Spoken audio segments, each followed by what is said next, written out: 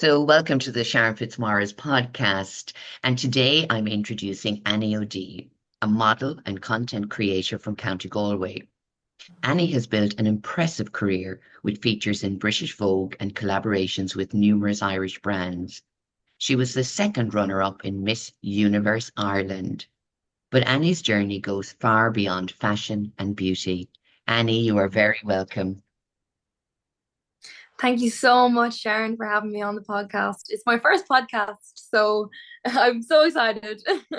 And I love that. And as I said to Annie before we started recording, that there has been many people that it has been their first appearance on a podcast. And again, for me, it's a shared conversation between two people about everything that goes on in our lives and what we'd like to share, because it's about storytelling. But not just that, it's all about raising awareness and helping people realize they're not alone in whatever's going on in their lives and that somebody else has gone through what you have gone through. And Annie's story is one of those stories that we are hearing being highlighted all over the media and the news, day in and day out. And sometimes it gets a little bit sickening that we have to watch this continuously going on. And Annie is going to share a little bit of her story. Now, again, this is a trigger warning for anybody that has suffered any kind of sexual violence or assault, that maybe you would want to take a breath, pause, listen to what you can. And if it does trigger you, maybe to just stop, have a cup of tea, and just remind yourself that you are safe. So, Annie, again, in your own time and what you're comfortable with, you suffered a sexual assault and it has left a lasting impact on you. Do you want to share with our listeners and the people that will be watching on YouTube a little bit or whatever you want about your story? Yeah, absolutely. So around this time last year, I decided to report a sexual assault within my workplace. And it is a huge step. Like coming forward and, saying this is not right is a huge step for people. And when it's not taken seriously, you start to question yourself and, the people around you. And the outcome wasn't what I wanted. The person wasn't, you know, charged with what he should have been. And I don't think I got the justice that I deserved. So I ended up having to withdraw from the case because I just got so sick. And when you're struggling from, something so mentally exhausting, you forget that it leaves a physical stress on your body as well. So I had to withdraw from the case. But I knew myself I wasn't done. I knew, listen, I need to get my voice heard and like be an advocate for survivors as well. So this year was a very mentally tough year, but I'm so glad with the position I'm in now because it really it made me a lot stronger and it made me who I am. So I can be there for others as well. And that's exactly why I decided to join Miss Universe. I wanted a platform. I wanted people to hear my story, but I also wanted people to hear other people's stories as well and just know that they're not alone. And after that, or a few months after the incident, I got diagnosed with PTSD. And I was left like not knowing what PTSD really was and, the effects of it. And the one thing I really discovered was, I don't know if you've heard of this, but it's derealization and depersonalization. I never knew what it was. And I thought there was genuinely something wrong with me. And I literally searched the internet to try to figure out what this feeling was. And it was only until I really took a deep dive into the internet to figure out what it was and that it actually is a normal feeling. Like a lot of people suffer with this. And I'm like, and it left me being like, why aren't people talking about this more? Like, I genuinely thought there was something wrong with me, and nobody talks about this. So I wanted to be the person to come forward and be like, okay, this is what happened. This is so normal. You're not, you know, unusual for feeling this way. And that's why I came forward and on my platform and did Miss Universe, to just be there for survivors and know that these are the aftermaths. Because if you're going to make people aware of the trauma of the event, you want to be make people aware of the aftermath as well. Mhm. You're so right, Mm, because it's not just the assault itself. The mm, aftermath is usually when victims and survivors start suffering the most. And one of the things that you said is being believed, and mm, first of all, to take that step to report it or to tell somebody about it, and that you were believed, and that again, our mm. justice system, don't get me started, but I think there needs to be a huge change. So having advocates like you and like me and sharing our stories, and the more women that do it, and men, because again, obviously men are affected by sexual violence also. But for this instance, we're talking about women and what we're seeing on a daily basis, and that some women, like you, they withdraw from the case because it becomes so overwhelming, not just mentally and emotionally, but physically, and that you are disconnected from your own life.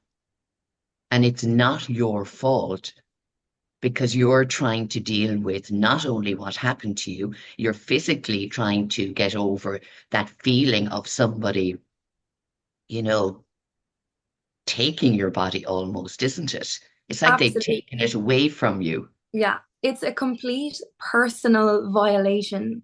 And people don't realize, the discomfort in that as well. And, being so detached from your own body as well with the aftermath trauma.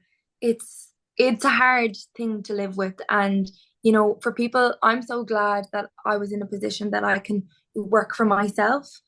But people in jobs that have to show up and pay their bills and also have to deal with this, I think it really is like a public health crisis. I think you're so right. And one of those brave things, and I say this to everybody that comes on the podcast or my clients or anybody that I know, sharing that truth with another Mm. person takes huge courage.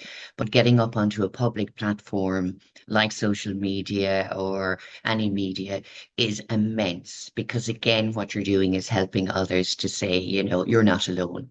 I'm here with you. I'm standing with you.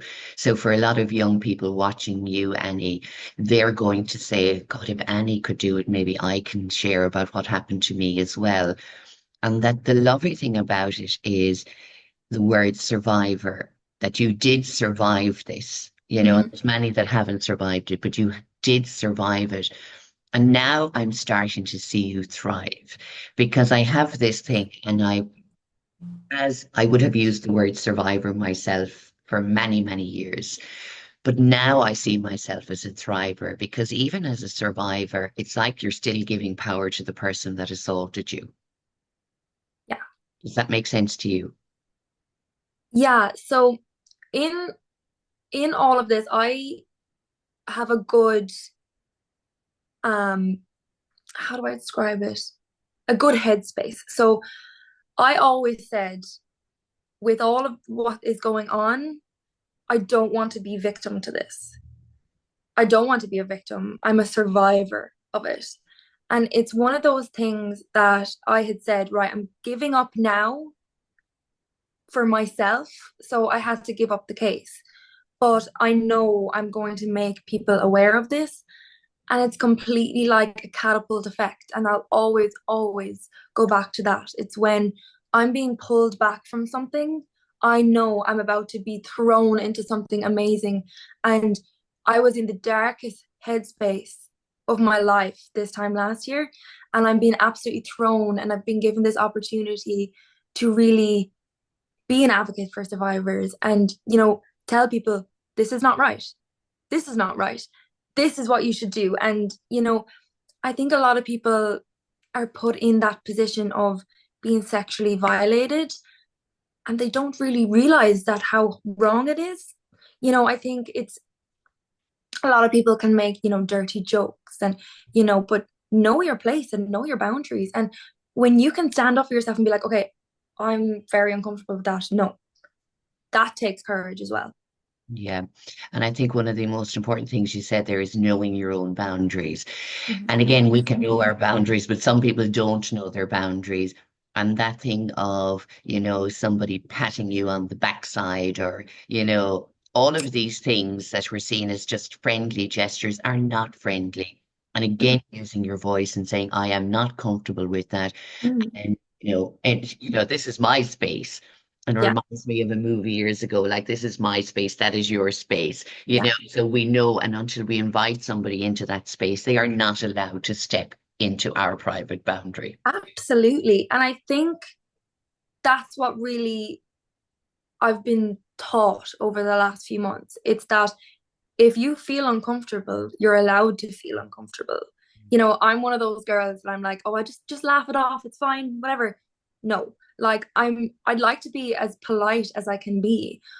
But if you're not comfortable, absolutely just be like, you know, like even if someone, say you're in a pub, someone puts their hand on your back, you can absolutely be like, listen, would you mind just not, touching me? And or if someone makes an uncomfortable or disturbing joke, you can just be, don't laugh, just kind of, silence says a lot as well. And if you're not comfortable, say nothing or make it known, make it body language that you're uncomfortable. Absolutely. And sometimes it can just be a look. And Absolutely, yeah, and I absolutely. think that is, I remember one thing a friend of mine used to say, did I invite you into my space? And I think she was so sharp because, again, in my 20s, I didn't have that strong voice. I didn't have the boundaries.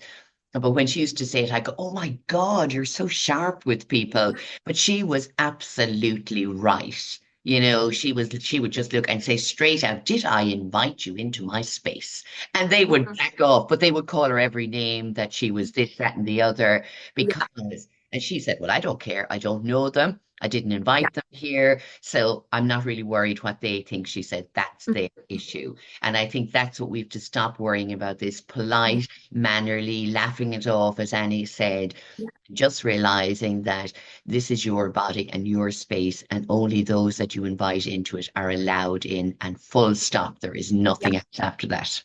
absolutely. And I think, you don't have to explain yourself. If you feel uncomfortable, you feel uncomfortable, and that's valid, and that should be it. Great. Mhm. So, Annie, one of the things that I think we'd like to emphasize also from your own experience, that sexual violence doesn't always have to be from a stranger or somebody we don't know, that sometimes it can happen with or by the people that are known to us. Has this been your experience? Yeah, absolutely. And I think personally, because it happened in my workplace, and if there is someone, say, that's that little bit above you, it might not be a manager, it might be a supervisor, but that one little step above you. And that was in my case, that there was someone that was more experienced, more well known, and that's why you think you have to tread lightly when you absolutely don't. And yeah, it doesn't have to be a stranger. It can be someone in the workplace. It can be a mutual friend, someone that you think and would never, you'd never think would come into your space like that. And that's what I mean when I say, you know, don't be afraid to say stop. No. And, having that kind of friendly banter is fine, but no one went to take it down a notch or accept it and be like, okay, wow, I'm actually really sorry. And I say this to, my friends as well. Like, you know, a dirty joke can be fine if you know the person and you know that it's going to be, reciprocated in a good way. But if there's someone 20 years older than you, saying a dirty joke and you're like, that's actually not okay at all, Mm. and you have to just know your boundaries when it comes to that. And yeah, you're absolutely right. It doesn't have to be a stranger. It can be, as I said, a mutual friend or someone that you kind of cross paths with at some stage. Mm. And again, I just think about the betrayal of trust, that you have with people and how Mhm. you stop trusting yourself. And this is kind of from my experience, and you can let me know how you feel about this. Again, you feel like, what did I do wrong? Or did I put myself in that situation? And did I, you know, Mhm. all of the questions that go through our own heads when Yeah, when now in hindsight you realize it has nothing to do with anything I did. That person yeah, stepped over that, they crossed that big line, and they betrayed yeah, my trust and they hurt me. They really hurt me. yeah, So did you stop yeah, trusting yourself? absolutely. Yeah. So I think, and it's actually so strange that I felt this, and I look back at like me a year ago, and I just feel so sorry for her because the one feeling I felt was guilt. And I shouldn't have felt guilty. Like I stepped up and I said my truth. I said when something was wrong and I just felt extremely guilty. And I was like, no, I shouldn't feel guilty. And I think that's just, what society, tells you to think, just like, let it go. No, absolutely don't let it go. It doesn't matter what you're feeling. Don't let a situation that you're uncomfortable with go. And absolutely, you stop trusting yourself and you feel very like disconnected to your body. So I know for me, after the incident, I'd step outside my door and I'd be like, oh my God, everybody knows, everybody's staring at me, everybody is talking about this. That was the hardest feeling. Mm. Yeah. And when people hear this and maybe they haven't experienced it, and they'll say, well, if you didn't want everyone knowing about it, why are you talking about it? Mhm. And I get that a lot from people, how could you share your story, Sharon? How could people talk about those things? And then everybody knows. And I said, because then I am releasing the shame and the guilt that I have maybe held on to that is not mine to hold on to. And that I'm Yeah. freeing myself, I'm giving myself the freedom to choose to share my story so that I can help Yeah. others, but also that I can free myself completely from that event or events having power over me Mhm. any longer and in what I do with my life. Do you feel like that, Annie? Yeah, absolutely. And, I was very open and honest on social media a few months ago. And I had said, I shouldn't have had to say it, but I said, this is coming from a place of vulnerability, not attention. And it's for myself and survivors. And I know I didn't, need to say that, but sometimes you just have to be like, people are going to talk, right? People are always going to talk and people are always going to have something to say about you. But at the end of the day, I'm not doing it for the people that are going to talk. I'm doing it for the survivors and I'm doing it for myself. And Mm. that's the main thing. And I love that you're using your platform to share Yeah. such an important story. And I'm obviously years older than you, Annie, but I'm still seeing, the same stories that affected women years ago, and they're Mm. still being affected by the same story now. So nothing has changed in Yeah. decades.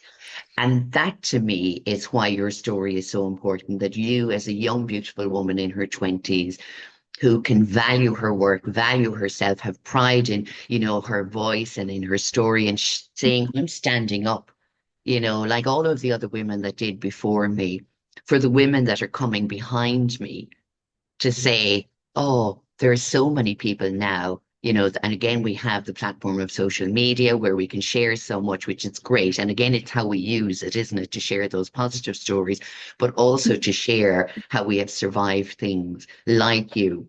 And I think it's brilliant that you have now a following, and hopefully after this podcast, it will go even further for you. And that you're going to be sharing that beautiful story of surviving and now thriving with so many other people. And there might be many people listening to this podcast and they have young daughters, and that they will have that conversation with their daughter and with their sons. It's really important to have Yeah. it with your sons about Mhm. boundaries and respecting people, and not stepping over the line or crossing the line of what's appropriate. And I think those Yeah. conversations need to be had with the younger generation so they're aware of what can happen if you. Yeah, absolutely. And that was the one reason why I did Miss Universe. I wanted to challenge the cultural norms. I wanted to, change the stigma on, you know, the environment around us and, you know, the jokes and, the little sayings. Do you know what I mean? Hmm. Mm. And it's amazing because you were second runner-up, is that right? Or is that right? I'm Yeah. getting it right? Yeah, in Miss Universe. So an amazing opportunity and an amazing experience for a beautiful girl from County Galway. Was it something that you had dreamed of, or was it something that you thought this is an opportunity to, be part of something that is known internationally, but also, as you said, a platform to be able to share your story and be an advocate for survivors? Yeah, so would you believe going on Miss Universe was very last minute for me. And it's one of those things I'm a big believer in the universe and what comes to you. And the way I did it was I always knew I was going to tell my story. Like I didn't know, but I didn't know how. And I remember posting a TikTok and someone had just commented under. I can't remember exactly what the comment was, but it was something about, oh my God, you should be the next Miss Universe. And that I didn't really do anything about it. And that comment stuck with me for a few days. And I was like, what is Miss Universe? I've actually never really heard of it. So I kind of looked into it and I noticed that there was like a deadline of 3 days to get your to apply. So I was like, I'm actually just gonna fill out this form. We'll see how it goes. And then I had to send a video in and I was like, oh, let's just send the video in and see if I get it. And I got it. And I was like, okay, wow, this feels right. Maybe let's go with this and see what happens. And it wasn't until I went to the training day and I was like, this is a big thing. I was like, I didn't realize how like internationally this was known. And I was like, okay. And after the first day, I was like, oh, I'm not, I'm going to drop out. I was like, no, I can't do it. It's too much. Like a lot of, emotions started to flood back, a lot of the trauma. And my mom sat me down and she was like, Annie, this is the perfect platform for you to tell your story. I know it's hard, but you know, keep going. Like, do it. And I said, okay, no, I can do it. And then the second training day, I went in and I got to know the most gorgeous girls. And every girl that had competed was lovely. They had all like, as I said, I'm not here for the glitz and the glamour. It was an amazing pageant. But every woman on that stage had something to raise awareness for. And, I just wanted to have my voice heard. So, yeah, I did not think Miss Universe would be, where my career and where I would have got the exposure and, but it ended up being the best decision I've ever made. And I loved every bit of it. Oh, that is amazing.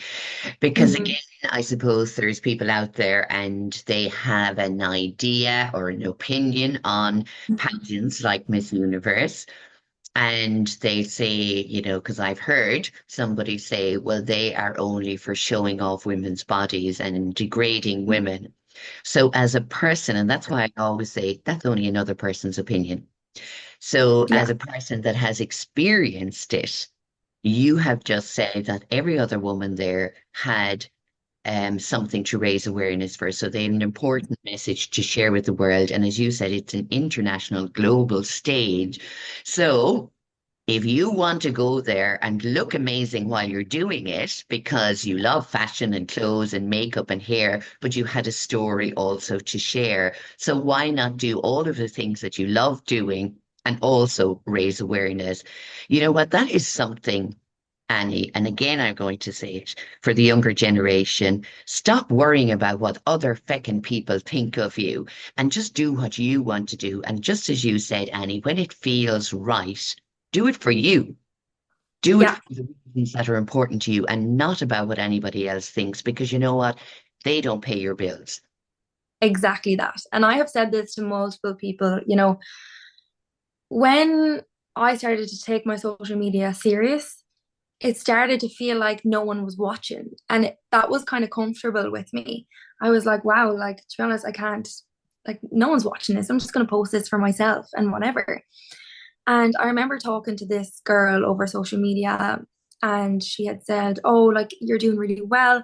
I want to get back posting. And I had said, to be honest, don't let the opinions of others, you know, stop you. Like, why wouldn't you post a video or post a picture that might change your life?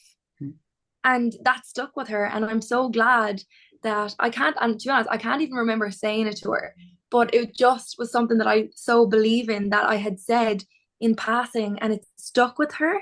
So if that can stick with someone, you know, who knows what people are gathering from just having little conversations with you, which is, I find amazing.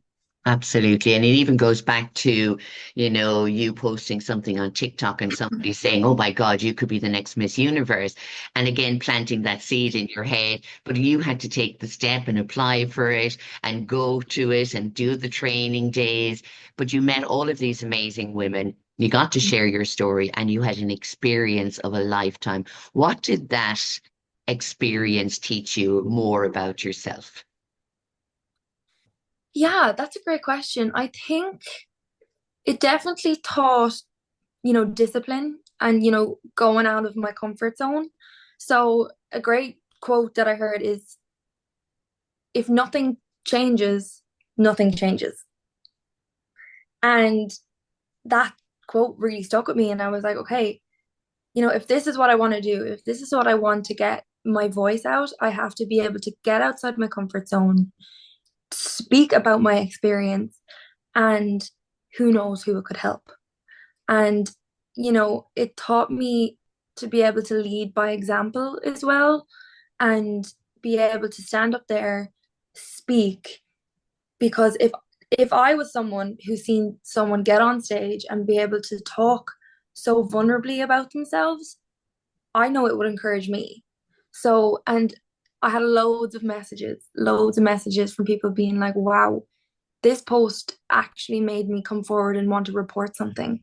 And I was like, I am so, so sorry that that has happened to you, but I'm also so, so happy that this resonates with you and gives you the courage. Because if I can help people go one step beyond, that's exactly what I'm here to do. So I want to clap and applaud you. I thank just, you. yeah, I think it's great.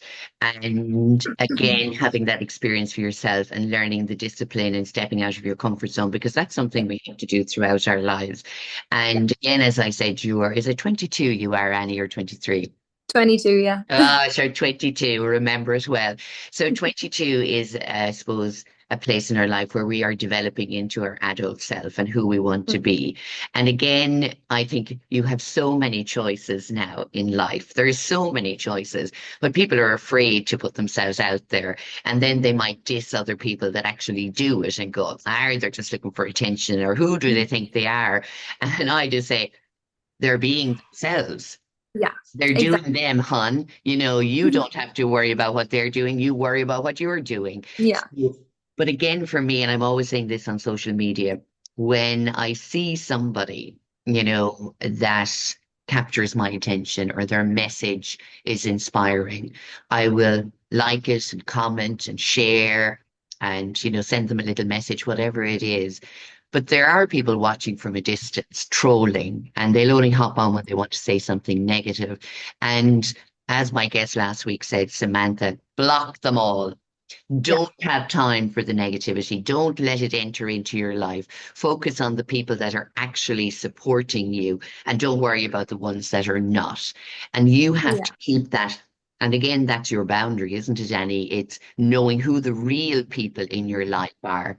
yeah. Your family, your true friends, the people that you meet through your colleagues, through like Miss Mhm. Universe and whatever, and developing relationships that are healthy and encouraging and supportive.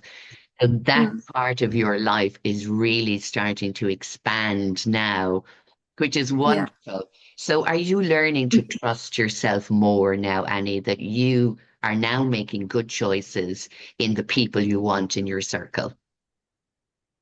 Absolutely. To be honest, I think this year was a big, big, you know, change for that because I've always been very good at reading energy and I'm very, I know my own energy, I know what I can take, I know the people I vibe with and I know the people that I don't vibe with. And with that traumatic event definitely changed that in a way that I lost myself. I lost the energy that I used to seek out for. But in the last year, I've noticed, you lose people in your 20s. You become friends and they go and they come. And I think that's a big part of being, in your 20s. I definitely do think with the traumatic event, I do grieve the person I was before that as well. And, your energy, shifts. But I've always been a really good person at shifting myself into a good energy. And with that, this year has really attracted the most amazing people into my life and let go of the people that shouldn't be in my life. And the universe made it very clear to me who I need in my circle, exactly the boundaries that I need. And, you have to take time to be able to grieve your old self, but, be happy for the person that you're becoming as well. Mm. And that's why I say you're developing in who you would want to be friends with, because we have to be friends with ourselves and we have to look at ourselves in the mirror every day and say, I really like you. I love Yeah. you. I really like you as a person. Yeah. And that the choices you're making are not just having an impact on your life, but having an impact in a positive way for the Yeah. people around you also. Yeah, Even in absolutely. sharing your story, knowing that you might never meet those people, but they're listening to your story, it has an impact Mhm. on them and it has helped and inspired them. So, as I said, we may never know all of those people. They may never come back and tell us, but just know when you're speaking your truth that Mm. that beautiful energy is rippled out from Yeah, you and out into the universe and returned to you 100 million thousand fold. So all of those absolutely. wonderful opportunities and people that you need to come into your life to help you grow and Yeah, develop will be there for you, yeah, Annie. absolutely. And I think this year was the year that I just learned, if you're your truest self, you'll attract what's meant for you. And I think at the end of the day, you have to choose people that choose you also. And the energy you put in, you'll always get back. And I'm a big, big believer of that. Of just if you can, give people your true energy and also be kind. It's all about the law of attraction as well. I really do think that, what you put back, what you put out there will always come back and it ripples back to you. And, if you're a genuine good person and you genuinely want to help people, I think you'll be rewarded as well within the universe. Well, I'm certainly, I suppose, proof of that in a way, because from someone that had no voice, had no confidence or self-belief, but went out and started doing what she loved, even though people thought, what is that one doing or what is it? And sharing my story like you, creating the podcast, writing books, all of those things, everything I wanted to do, Annie. And that has created a community for me of like-minded people where we come together and we support and encourage each other. So that's why I'm really emphasizing exactly what you're saying. And to the people that are in their 20s, just like you, when they're listening to Beautiful You, that they go, maybe I can do that. maybe Mhm. I could go out there and do that, and not worry about what other people think, because it's really important to follow your own dreams and what feels right for you. Mhm. So, following on from Miss Universe Ireland and becoming second runner up, what did you feel like when you stepped away from it after sharing your story, after being in this global event, you know, and coming away from it? How did you feel about yourself? Honestly, not just what people want to hear, but how did you feel about Yeah. yourself? Well, I suppose I had worked so hard towards the event that when the event was over, I actually felt quite down. Like, when you get like like Olympian who has trained his whole life for this one event, and then he does it, and then it's all over. You kind of sit with yourself and you're like, oh, wow, like I feel a bit sad now. But then the lovely messages came in and so many people were like, wow, well done. And then I was like, okay, now, I'm starting to feel very empowered. And, being able to get on that stage in front of, there was 200 people at the event, but the show was also live. And I think there was, oh my God, they have, I think, is it 5,000 500,000, viewers that was on live. And it was after I had done the bikini walk. And one of the girls came up to me and be like, "Are you watching this live?" And I was like, "No, I didn't actually know it was, going to be so big on live." And she was like, "There's like 500,000 people on it." And I was like, "Oh my God, somebody just seen my whole ass on live." Like, I was like, "Oh my God." But it's one of those things that you just have to go out and do it. Yeah, and I saw that because you did share a clip of it, and amazing confidence in yourself. Where again, if nobody knew you and they didn't know anything about your story or the traumatic event, they would say, "Oh, she must have been born confident," because it does take a lot for somebody to walk out in a bikini. It takes a lot for you to go Yeah. out in a bikini in the pool, don't mind on stage in front of 500,000 people. So that confidence and belief in yourself and Mhm. saying that, I want to be who I want to be. Mhm. And if I want to walk out on stage in a bikini so that I can share my story and do what I love, that's Mhm. up to me. It is not up to anybody else to say it's right or wrong for me. So feeling Mhm. empowered, I love that. And I agree with you. After we've been working towards something, and it's kind of like this big high, isn't it?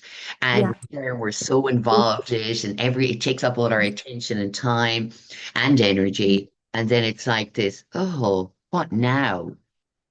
But you got all of those messages back, which again showed you that people were Mhm. watching, they were proud of you, and they received the message, and that message had gone out there. So feeling empowered, what does it kind of um, inspire you to do next? Was there something that you thought, do you know what? With this feeling of empowerment and with that experience of sharing my story and sharing it on social media, what would I like to do next? What were you inspired to do next, Annie? Absolutely. So the next thing that I would love to do, and it would be to go around to schools. I'd love to go around to workplaces, and I'd love to just educate people on, the do's, the don'ts. And I think, forgive me now, but I'd love to just have a no bullshit approach. I want to be so, so forward and saying, you're not allowed to do this. You're not, this isn't normal. And, dirty jokes or, sexualizing someone isn't normal. And, don't do it to someone, but also don't let someone do it to you. And I want to be so, so transparent when I do start to, go around schools or go around to especially workplaces to be able to say, you know, this is this is what I've been through. Don't do it, but don't accept it either. Yeah. Absolutely. And I know Galway Rape Crisis Centre and lots of the Rape Crisis Centre are doing amazing work. But again, they don't have enough people like you, I suppose, speaking out. So maybe that would be somebody you could contact and Yeah, actually work with in going around and doing their educational yeah, talks in schools. absolutely. And I'm not sure if you'd seen Anna as well. She was a guest a few weeks ago and she spoke about her ordeal Hmm. and how the Galway Rape Crisis Centre. And she again started smiling because it was her first time on a podcast, Annie. And she said she never thought she'd be asked to do a podcast. And since then, she has done a video with Galway Rape Crisis Centre and shared her story and how they helped her. So that's the minute you start taking away the shame and all of the stuff that we hide behind, and you start putting yourself out there, the opportunities come to you so that you can go out and share with even more people. So I would say get in touch with the Galway Rape Crisis Yeah. Centre and have a conversation then about how you could help support them in education in schools Mhm. around sexual violence and what is not. Yeah, Yeah, that's my absolutely. I tip. think you're, thank you so much. I think you're so right. Yeah, definitely. So for you now, and I see that you're doing lovely video logs and you're showing off your beautiful self, and what you work at, content creator and sharing products. And I love your ones where it's just you, plain face, and you're showing how you start off or, what you Mhm. use and all of those things. And again, and again, if it was back in our day, we might know how to put on makeup, but we didn't have it. We had to wait for something to be on the television, but it wasn't a kind of to do, or how to do. It was basically to Yeah, buy this and that's it. And we were all trial and error, as I'm sure your mother might tell you. But I love true. how you're just so straight out, so normal, and you're just saying this is what it is. But all those little things that you share kind of on your social media platform is lovely. And I think that's kind of like, it was like somebody saying to me, but who wants to watch other people's lives? And I said, when we watch other people's lives, it makes us feel like we're normal and that they don't wake up beautiful and glamorous every morning, that they wake up with maybe a spot on their chin or they have to, the black circles under their eyes or their hair is scraggy or Hmm. what they use to help them with anxiety or that they have gone through a traumatic Hmm. event and all of those things that people go, oh, I can relate to her. Does that make sense to you? Yeah, absolutely. And might I say, like, I don't know about you, but Irish people are so nosy. They want to know what people are up to, like genuinely. And I think that's what works. Like, I know when I go on social media, I'm like, what's this person up to? And then they show me like a day in the life, and I'm like, wow, that's what they did today. Yeah, yeah. It's because I suppose we're looking and think that everybody else is living very exciting lives when we might be just at home doing our normal job or whatever it is. And I wonder what they do in a day. So it is lovely when they give you the insight and say, well, today I walked my dog and then I had to do my shop or then I had to go online and do a call or whatever it is. And they're kind of going, oh, so that's what their life looked like today. I Yeah, agree with you. I think it is lovely. absolutely. And oh my God, the states I come on social media in, like genuine, I could have my hair up in a big pineapple bun and I'm here and I've got no makeup on, but like that's just so normal. Like I go from one extreme to the other. There's no like I'm either, at a modeling job in a shoot with my full glam, or I'm in bed with my big fluffy pajamas on, with my skincare all, all over the shop, and my hair is greasy. And that's just because it's me and it's normal and that's just life. Yeah, and again, I think in the world of social media now, especially for younger generations, really important for that message Yeah. that you're not always in the Miss Universe glamour.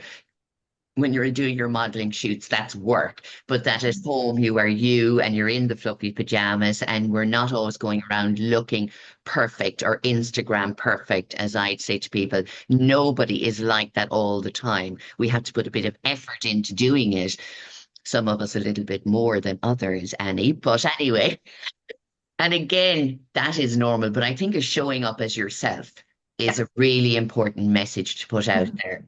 So when you show up as yourself, when you're speaking from your true self, when you're sharing that real, true message, but you're Mhm. also allowing yourself to share the times when you do look amazing and I'm glammed up today, and I bought a new pair of shoes, or look at this makeup I'm using, or got my Yeah, hair done, that we should celebrate all of yeah, those things about ourselves, because if yeah, we celebrate it, other people will celebrate Mhm. themselves as well. Yeah. Absolutely. And I think there was one question actually that was in Miss Universe, and it was, how do you define success? And I was like, well, to be honest, success is very, a personal progress. And one day, if I manage to make it out of the bed, that is success. And, success is determined in very different ways, in very different days. And if I'm not feeling it and I just about make it out of the bed, that's successful to me. Or if I manage to, pull myself together and go to an event, that is success. Mm. And, success doesn't have to be, oh, I climbed a mountain and I, put on this big, face of makeup. No, genuinely, making yourself a cup of tea on a day that you really need it is genuine success. And I will always, always be a big believer of that. Mm. And it is, again, it's how we define success to ourselves. And you were so right. I always celebrate the little things in life, because I think the more we celebrate them, the more we'll realize how important they are. That we can look at people and they have, and we've seen that again through social media. There's been Mhm. many people with huge successes all over the world, but it hasn't created happiness for them. Yeah, exactly. I think as humans, we always strive to do more and be more. But when you're very, comfortable in yourself and your own skin, you just have to be able to celebrate you every day, you know? Yeah, I love that. And absolutely. And one of the things that I do with groups a lot, Annie, is I would say to them, when you look in the mirror in the morning, instead of going, oh, for God's sake, look at the state of me, you look into your eyes, not at yourself, but Yeah. you look into your eyes and you say, good morning, and you say your name, and you really look into you and say, you are amazing. Yeah. Because that getting out of the bed and getting in and saying, I'm going to start my day off with loving myself. Even just liking myself is okay. And then when you start that, every step after that becomes a little bit easier. And throughout the day, to stop, remind yourself, check in with yourself, you're doing really well. And especially if you are going through a hard time, and especially after a traumatic event like you faced this year, it's to remind yourself every single day, every moment of the day, Annie, how amazing you are and what your message is that you want to share for the world, and that you've put yourself in very uncomfortable situations out of your comfort zone, but you're doing it with a Mhm. purpose. And you have to celebrate yourself doing that, Annie, because I'm definitely celebrating you today. Yeah, absolutely. And I think, you know, as you said, the whole looking at yourself in the mirror and, telling yourself, I really learned that this year to be able to love myself no matter what. Yeah. And, on the days you're feeling, you know, extra shite, love Yeah, yourself more. absolutely. So, OD, it has been an absolute pleasure talking to you today. You're a wonderful young woman, and I think you're only going to go out and do more fabulous things with your platform. And again, as I said, you have an intention of what you would like to do to help others, and especially the younger generation, and knowing their boundaries and safety. So that is a very powerful message out there. So again, as I said, contact Rape Crisis Centre, but maybe there's somebody else listening and they would like your message to be shared with their community or their panel or their wherever it is. Because I know you did speak with Breast Cancer Ireland about sexual violence. So that was a wonderful opportunity for you, wasn't it? Yeah, I'm so glad that I was on the panel for guest speaking. And, being able to talk like that, being, very vulnerable in yourself is very important to, attract other people who are like, yeah, wow. As I said about the messages, you just have to be so vulnerable and hope that it attracts the right people. Yeah. So, for anybody listening to this, and especially parents that have younger daughters and sons coming up, and they hear this and they're going, oh God, what do I actually say to my children or teenagers about healthy boundaries? If you looked back to younger Annie, your 13 or 14-year-old self, what is it that you would have hoped or would have known more growing up that when this happened, that you could have maybe been able to see it? Because again, as I said, sometimes we don't see it, do we? Because we're believing that people are kind and nobody would, betray our trust like that. But if you looked back to 13 or 14-year-old Annie, what would you say to her about situations where somebody crosses the line? Yeah, so I suppose educating boys and girls on the right and the wrong, what's okay and what isn't about boundaries. If someone, you know, comes into your personal space, you have to be able to acknowledge the feeling of being uncomfortable. And it's okay to say, no, I don't feel okay. And don't be afraid,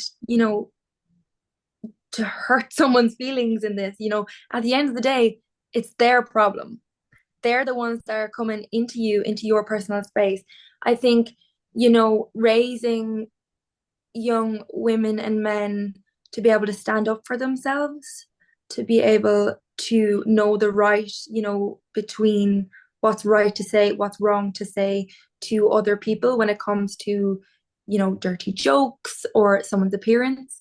If you don't have something nice to say, then just don't say it. Mm. And you just don't know what other people are dealing with. So, yeah, I think raising strong, independent women and men, for the future is so, so important.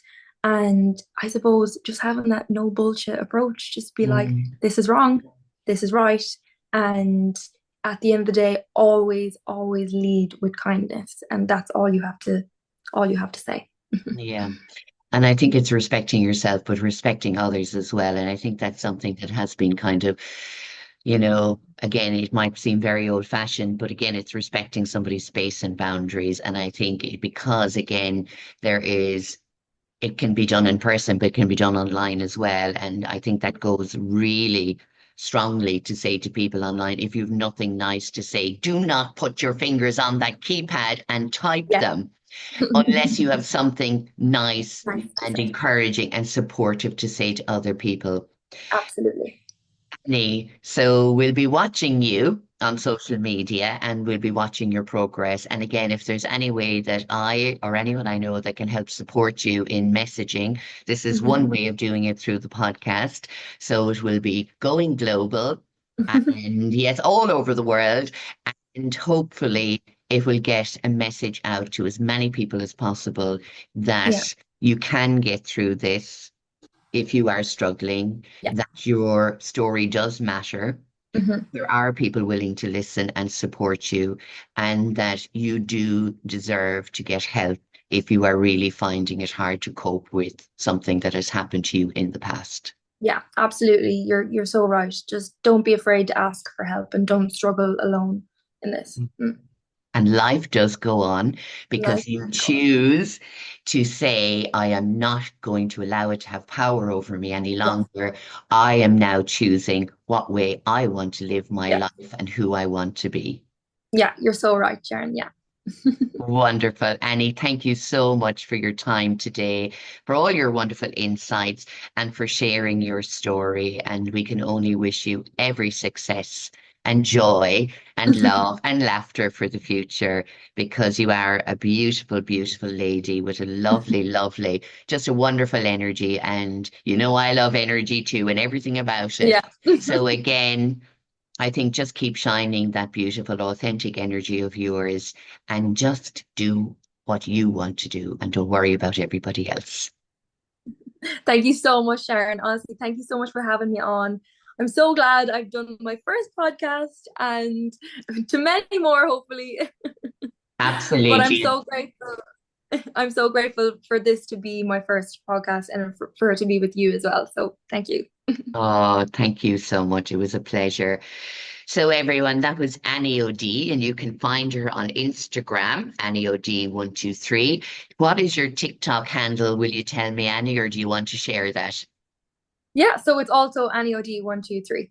on TikTok as well? Lovely. And Yeah. is there anywhere else anyone can find you? Where else do you want us to let them know where you are? Yeah, well, I suppose Instagram and TikTok is my main platform. So, if you ever want to shoot me a message over there or follow along to see my journey. Brilliant. I love it. Thank you very much.